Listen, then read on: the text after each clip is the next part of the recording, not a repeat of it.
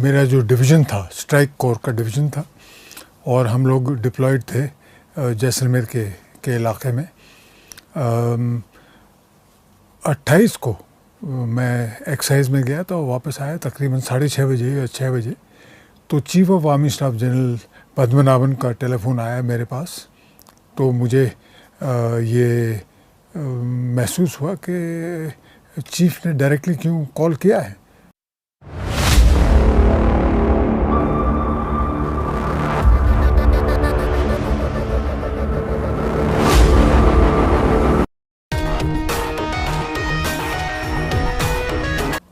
कोई बहुत ज़रूरी चीज़ होगी, और उन्होंने मुझे बस ये कहा कि मैक्सिमम ट्रुप्स को ले जाओ और जो दंगे हैं अहमदाबाद में उनको ख़त्म करो। तो मैंने कहा साहब वो तो 2 दिन लगेंगे हमें अहमदाबाद पहुंचने में। उन्होंने कहा फ़िक्र नहीं करो, एयरफोर्स जो है हवाई जहाज़ का बंदोबस्त कर रही है, तुम मैक्सिमम ट्रुप्स जो हैं उनको जोधपुर एयरफील्ड ले जाओ। तो मैंने अपने डिप्टी को हुक्म दिया कि तैयार करें 2 ब्रिगेड। उसमें लिखित भी आ गया कि 2 ब्रिगेड डिवीज़न हेडक्वार्टर और 2 ब्रिगेड को मूव करना है अहमदाबाद।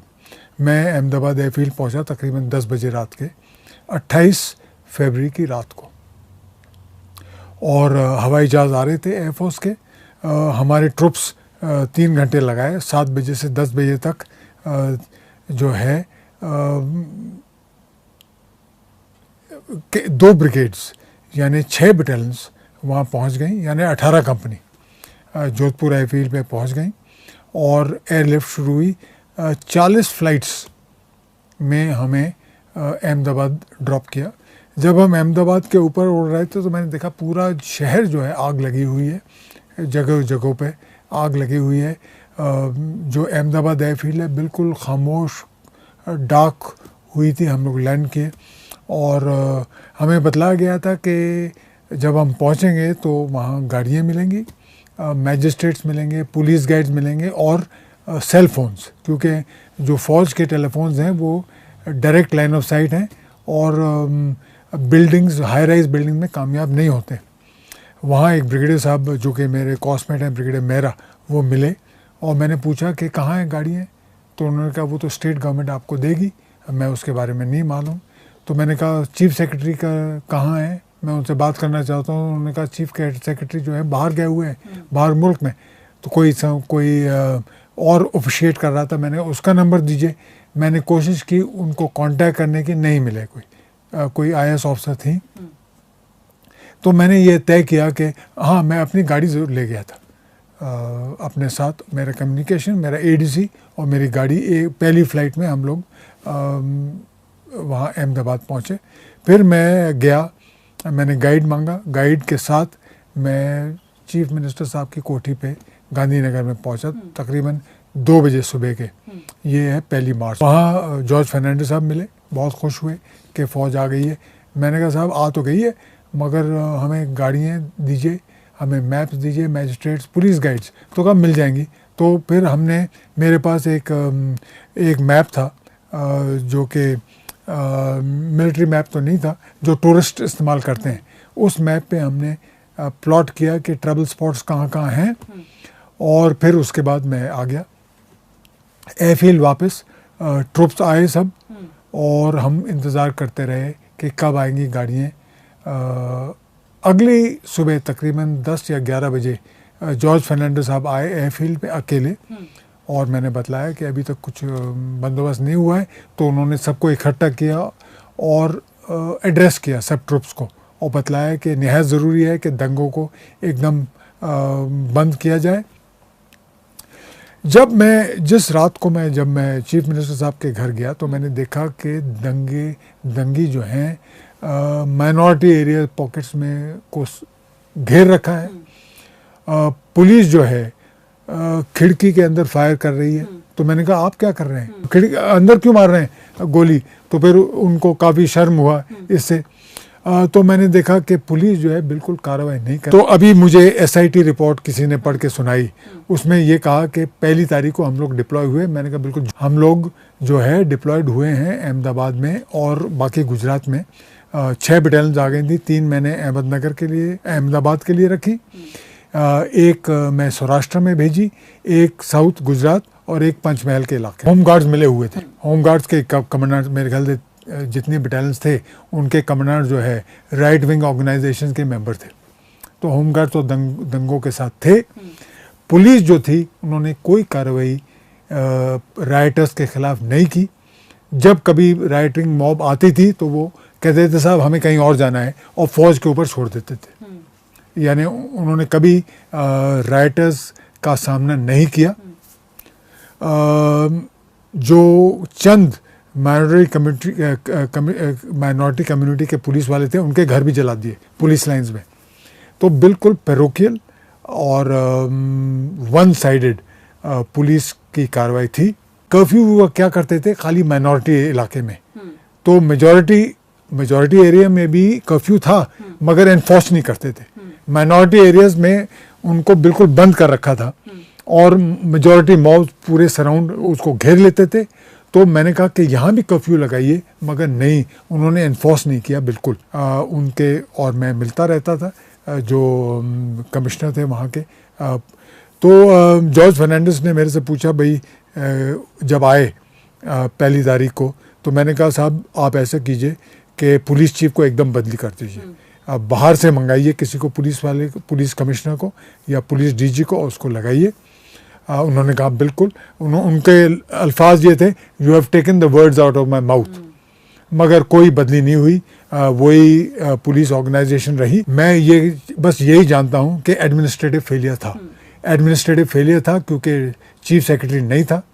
जो ऑफिशिएटिंग चीफ सेक्रेटरी वो बिल्कुल कार्रवाई नहीं करना चाहती थी और पुलिस जो है बिल्कुल नॉन कमिटल, बिल्कुल वन साइडेड कार्रवाई उन्होंने की और इसी की वजह से दंगे फैले। देखिए मेरे वालिद जो थे वो नैनीताल में पोस्टेड थे, तो उनको उठा के अजमेर भेज दिया गया कि भाई आप संभालिए दरगाह शरीफ, ख्वाजा की दरगाह।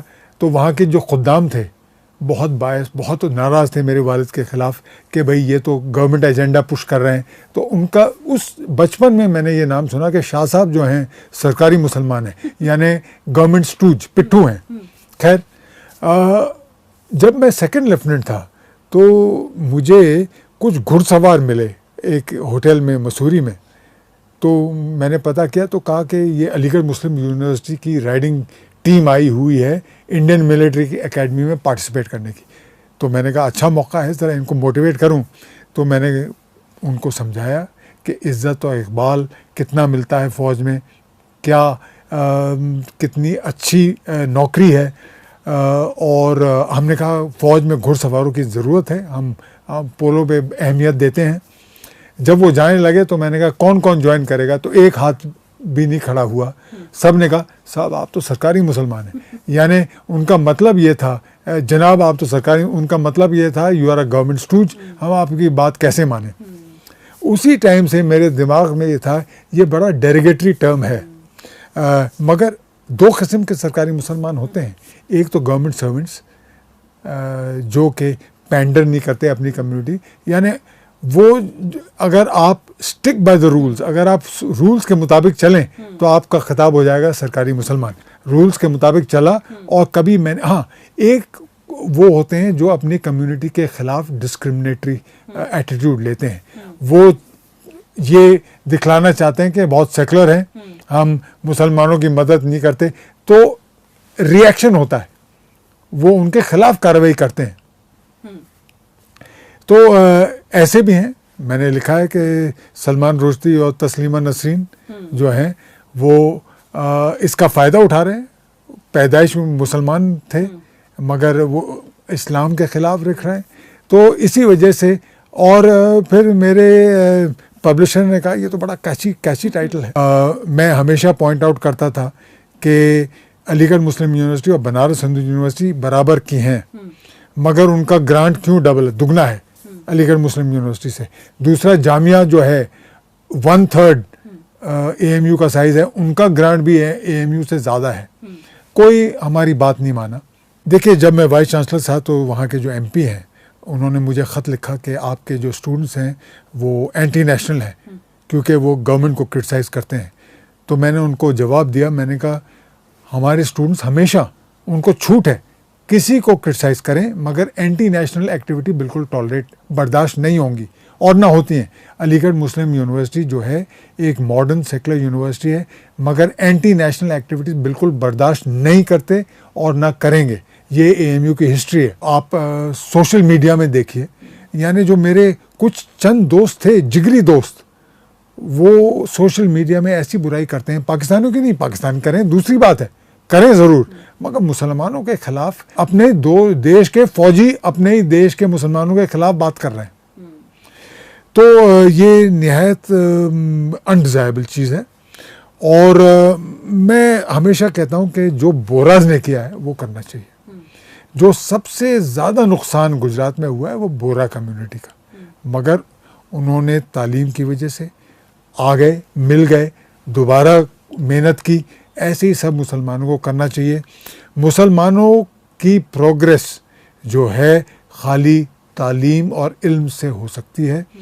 अगर जैसे हम लोग हैं, इल्म हमें मिली, मेरे सब रिश्तेदार फौज में हैं, नेवी में हैं, एयरफोर्स में हैं, अगर इल्म हासिल कर लें मुसलमान तो तासुब की दीवार फाड़ सकते हैं। मुझे पूरा यकीन है डिस्क्रिमिनेशन जो है रिलीजियस बेस्ड नहीं है, डिस्क्रिमिनेशन है जिन लोग कम तालीम याफ्ता, उसमें मुस्लिम और दलित्स, तो कम तालीम मिली हुई है तो कौन उनको नौकरी देगा। तो ये इल्म से ही रास्ता जो है प्रोग्रेस, मुसलमानों पढ़ लिख लेंगे और तरक्की करेंगे तो एक्सेप्ट करना पड़ेगा। अगर आप काबिल हैं, मैं अपने बच्चों को यही समझाता था अलीगढ़ मुस्लिम यूनिवर्सिटी में कि जब तुम इंटरव्यू के लिए जाते हो और तुम बाकी कॉम्पिटिटर से लंबे हो, हाइट में नहीं दिमाग में, तो नौकरी तुम्हें ही मिलेगी। और मैं कहता हूँ अगर तुम गारंटी चाहते हो तो अपनी अच्छे ड्रेस में पहनो, शेरवानी पहन के जाओ तो अगल पहचाने जाओगे और तुम्हें ज़रूर नौकरी मिलेगी, मगर काबिलियत पे। अगर काबिल नहीं हो तो अगर तुम चाय के ढाबों में बैठे रहोगे पूरी रात तो क्या काबिलियत होगी।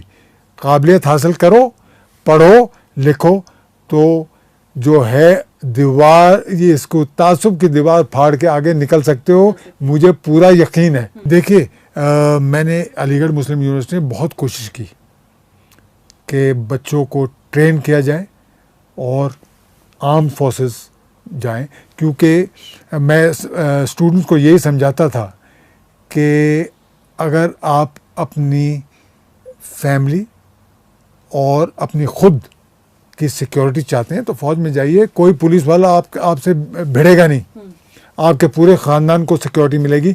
और मुसलमानों का भी फ़र्ज़ बनता है अपनी मुल्क की हिफाजत करना, तो क्यों नहीं वो फ़ौज में ज्वाइन करें। बिल्कुल मुसलमानों को फ़ौज में, नेवी में, एयरफोर्स में जाना चाहिए। किसी ने फ्रैगिंग का नाम आपने सुना होगा, अमेरिका में हमें तो जवानों ने हमेशा प्रोटेक्ट किया, ठीक है, हमारी हिफाजत की तो और देखभाल की, तो कभी भी जो है डिस्क्रिमिनेशन हमने महसूस नहीं किया। जो इंडियन आर्म फोर्सेस हैं मुसलमानों के लिए सबसे सेफ इलाका है, सबसे सेफ। 10 अप्लाई करते हैं और 1 सेलेक्ट होता है तो हम कहते हैं देखो मुसलमान नहीं जा रहे, मगर अगर 1000 में जाएंगे तो 100 सेलेक्ट होंगे, 10%। तो मुसलमानों को खुद आगे बढ़ना चाहिए, खुद कोशिश करनी चाहिए कि आर्म फोर्सें। जब मैं एनडीए का कॉल आया तो हमारे मौलवी साहब बैठे हुए थे अजमेर शरीफ में, तो क्यों जा रहे हो फौज में, तासुब होगा तुम्हारे खिलाफ, ये होगा वो होगा। मेरे वालिद ने कहा बिल्कुल नहीं, मौलवी साहब की बात मत समझो, जाओ। तो वालिद ने भेज दिया। उम्र मेरी थी 15.5 साल, तो खुशी 40 साल फौज में रहे। निहायत ज़रूरी है कि मुसलमान ये समझें कि ये मुल्क हमारा है और इसकी हिफाजत जो है हमारी जिम्मेदारी बनती है।